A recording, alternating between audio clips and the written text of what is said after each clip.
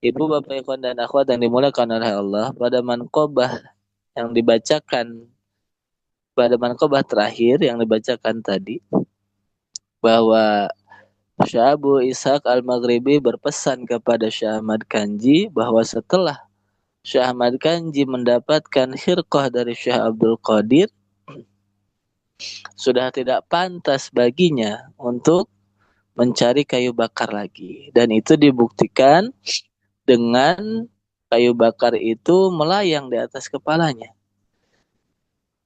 Setidaknya di antara pelajarannya adalah setelah kita bertemu dengan guru mursyid, ada beberapa hal yang dulu sebelum kita bertemu guru mursyid itu adalah hal yang baik. Tidak mengapa kita kerjakan, tetapi setelah bertemu guru mursyid, hal itu sudah tidak pantas lagi untuk kita kerjakan. Atau di dalam istilah para ulama dikatakan bahwa hasanatul abrar sayyiatul muqarrabin. Kebaikan bagi golongan abror, bagi golongan muqarrabin adalah keburukan, adalah hal yang tidak baik. Setelah kita bertemu guru mursyid, tentu diangkat derajat kita oleh Allah melalui keberkahan guru mursyid itu. Digolongkan kita menjadi istilah pengersabah manusia khusus. Talqin itu adalah jalan khusus, kendaraan khusus, manusia khusus. Ini bahasa yang begitu sederhana tetapi begitu dalam maknanya. Dan bukan main-main. Tidak, ajaran ini bukan main-main. Ah, maka berlakulah kaidah itu hasanatul abrar sayyiatul muqarrabin. Seperti contoh dulu kita sebelum talqin, sebelum bertemu guru mursyid, sholat itu dari praktik sholatnya, baik waktunya ataupun praktiknya, ya kita ikut pada umumnya. Artinya tidak di awal waktu. Meskipun itu baik, artinya mengerjakan sholat itu baik. Tetapi setelah kita talqin, jika sholat kita tidak di awal waktu, maka itu tidak baik bagi kita. Meskipun tetap mengerjakan sholat. Dulu sebelum bertemu guru mursyid, kita setelah sholat 5 waktu tidak berzikir atau berzikirnya tidak sesuai tuntunan guru mursyid. Setelah kita talqin, apabila setelah sholat kita tidak berzikir atau kita berzikir tetapi tidak mengikuti tuntunan guru mursyid, maka meskipun itu zikir baik, tetapi jika tidak ikut tuntunan guru mursyid, maka bagi kita itu menjadi tidak baik. Kemudian sebelum bertemu guru mursyid, kita masuk rumah atau masuk ke dalam ruangan apapun itu, tidak ada adabnya. Atau menggunakan kaki yang mana saja. Setelah diberi tuntunan oleh guru mursyid, maka masuk rumah atau keluar rumah tanpa tuntunan guru mursyid itu adalah tidak baik. Dan banyak hal lain yang bisa dikiaskan. Inilah kita setelah bertemu guru mursyid, termasuk adab, di antaranya adalah mengetahui apa rahimallahu imra'an arafa qadra nafsihi. Allah menyayangi, Allah mengasihi, Allah sayang kepada orang yang tahu diri. Ketahuilah, setelah bertemu guru mursyid, kita sudah diangkat olehnya kepada makom khusus. Bahkan bisa jadi kepada makom khusus atau makom khawas. Itu yang diistilahkan beliau secara sederhana menjadi manusia khusus. Oleh karenanya di kesempatan pagi hari ini sangat penting bagi kita untuk mengetahui adab-adab ketika kita melakukan suluk di bawah bimbingan guru mursyid. Dan antara sekian banyak adab itu, tentu adab yang paling utama adalah menjaga adab kita kepada guru mursyid. Maka pada pagi hari ini saya akan menyampaikan beberapa adab yang berkaitan adab kita dengan guru mursyid. Jika tidak selesai pada pagi hari ini, mungkin dilanjut pada minggu depan. Karena begitu pentingnya adab kita di dalam bertorikoh. Jika kita bicara adab kepada guru, maka itu sangat banyak. Kasiratun jiddan, bahkan dikatakan ghairu munhasirah, tidak terbatas adab kepada guru itu. Kitab-kitab yang bisa dijadikan rujukan di dalam hal adab kepada guru, di dalam bertorikoh pada umumnya, yang referensi utamanya biasanya Al-Anwarul Qudsiyah. Tetapi Al-Anwarul Qudsiyah itu penjelasannya begitu detail sehingga tentu akan memakan waktu yang lama. Jika kita ingin melihat kitab yang ringkas berkaitan dengan adab, diantaranya ada di dalam Tanwirul Qulub. Nah, maka ini saya sampaikan terkait adab-adab itu diambil dari kitab Tanwirul Qulub, karangan Syekh Amin Al-Qurdi. Kata Syekh Amin Al-Qurdi, adab murid kepada guru itu kasiratun jiddan, sangat banyak sekali. Tetapi diringkas oleh beliau, yang pertama kata beliau wa'a'zamuha, yang paling utama adab kita kepada guru itu ayyuwaqiral muridu syaikhahu,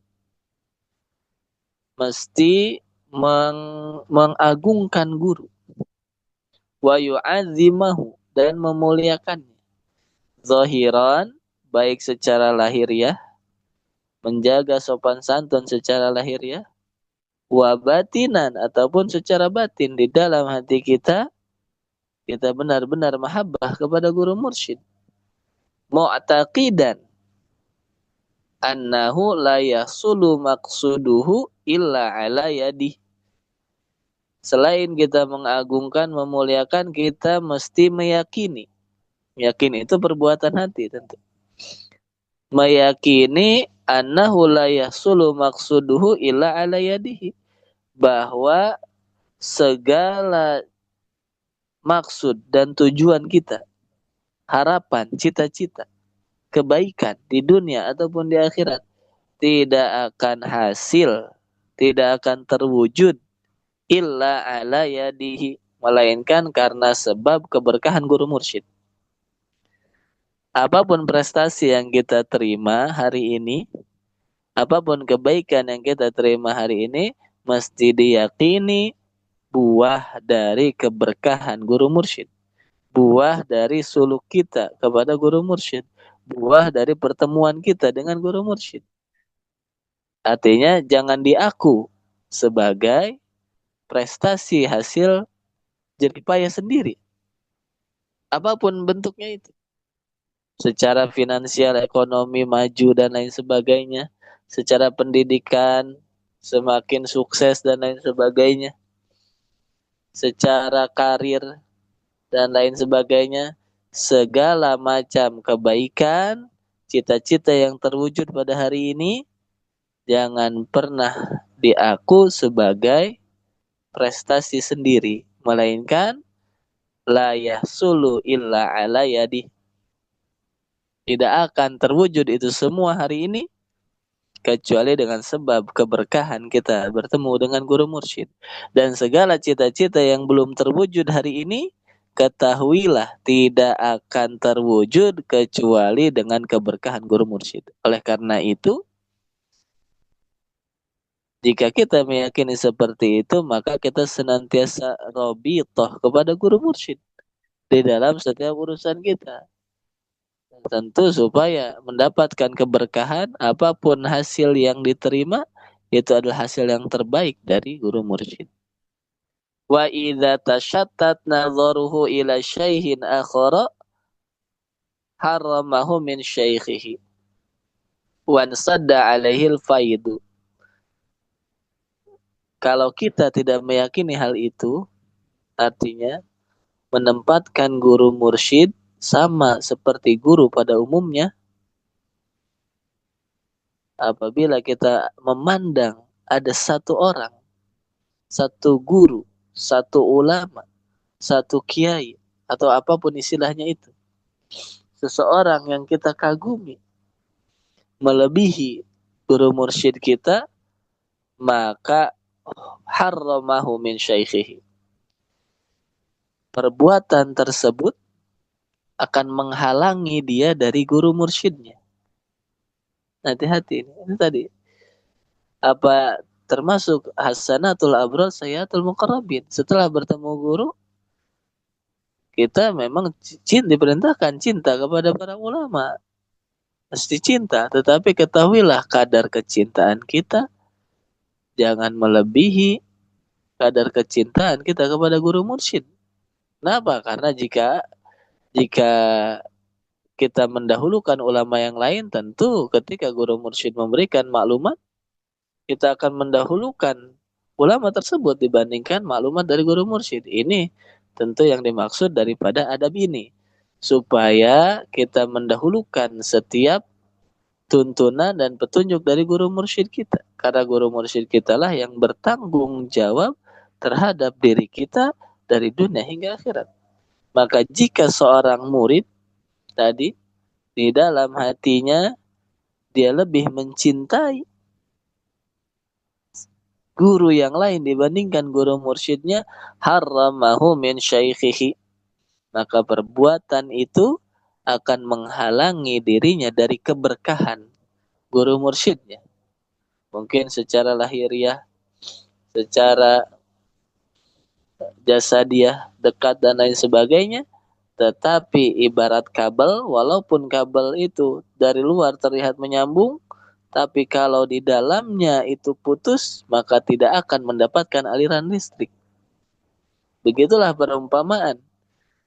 Gambaran mahabbah dan ta'zim. Mahabbah dan ta'zim itu adalah min af'alil qulub, adalah perbuatan hati, bukan perbuatan lahiriah. Sebanyak apapun engkau menghadiri majlis manaqib di hadapan guru mursyid, jika di dalam hatimu tidak ada ta'zim dan mahabbah kepadanya, ketahuilah ibarat kabel aliran listrik yang terputus di dalamnya, terlihat tersambung dari luar, tetapi sungguh di dalamnya tidak tersambung sama sekali. Barangkali itulah penyebab kita selama ini mengamalkan zikir, suhbah dan lain sebagainya, tetapi kita tidak mendapatkan keberkahan dari guru mursyid. Kita tidak merasakan perubahan apapun, baik secara lahiriah, terlebih lagi secara batinnya.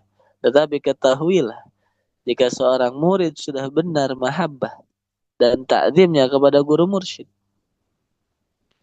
maka al-faid, limpahan barokah, keberkahan dari guru mursyid itu begitu terasa.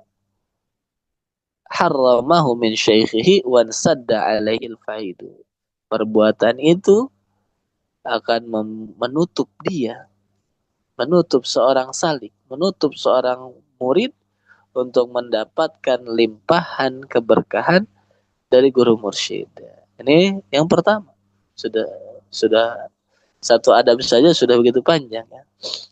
Kemudian beberapa menit lagi ini cukup untuk adab yang kedua. Adab yang kedua, ayakuna mustasliman.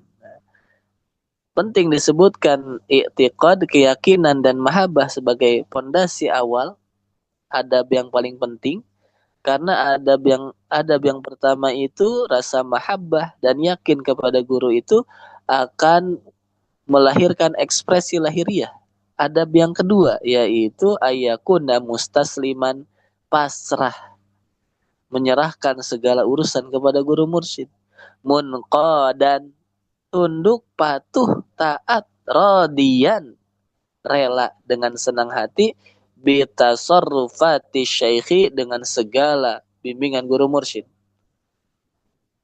Ketika guru memerintahkan A, maka ia tidak memilih B. Ketika guru memerintahkan B, ia tidak mencari pilihan yang lain.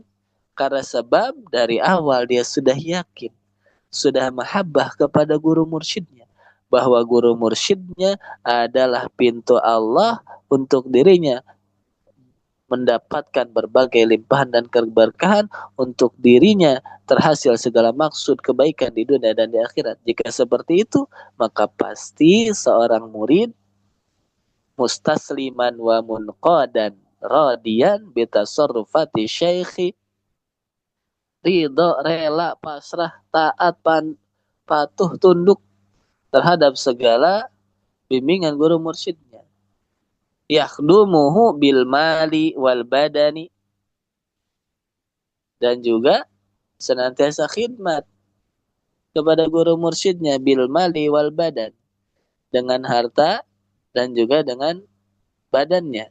Tetapi kita dengar dari Hadratus Syekh, khidmat itu tak otak pesak, ya, dengan badan, dengan apa,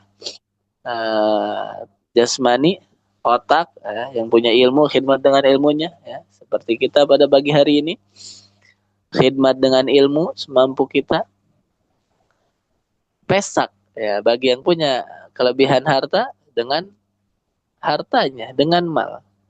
Li'anna jauharul iradah wal mahabbah la yatabayyanu illa bihadza tariq. Karena tadi mahabbah dan yakin itu adalah perbuatan hati. Tidak bisa diketahui perbuatan hati itu. Bukti dari mahabbah akan terlihat daripada khidmatnya. Bukti dari mahabbah akan terlihat daripada taatnya.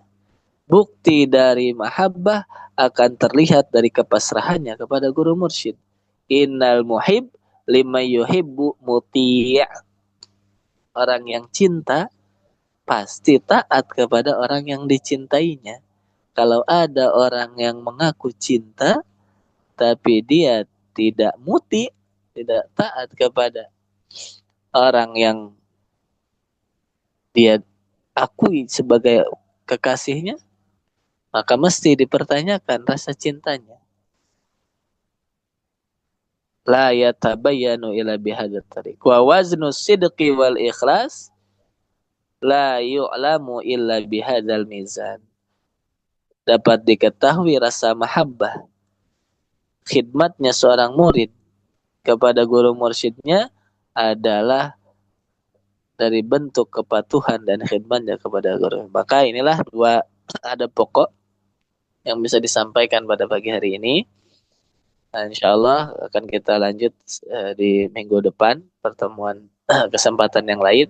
Karena begitu pentingnya adab bagi kita dalam suluk kita ini. Yang pertama, kita betul-betul takzim, mengagungkan guru mursyid, meyakini bahwa segala kebaikan dunia dan akhirat adalah hasil sebab keberkahan beliau. Dan yang kedua, kita mesti taat, tunduk, patuh, rela, dan senantiasa khidmat kepada guru mursyid. Ini saja yang kami sampaikan. Semoga kita semua senantiasa dinaikkan makom kita dengan keberkahan guru mursyid, dijadikan murid yang istiqomah, senantiasa mahabbah kepada guru mursyidnya. Terima kasih kepada siapa saja yang menjadi wasilah kita untuk khidmat pada pagi hari ini, kepada Bunda Haya khususnya, Ustaz Suyatno, Pak De Harun, dan semuanya para wakil talqin. Hadanallahu wa ajmain. Assalamualaikum warahmatullahi wabarakatuh. Waalaikumsalam warahmatullahi wabarakatuh.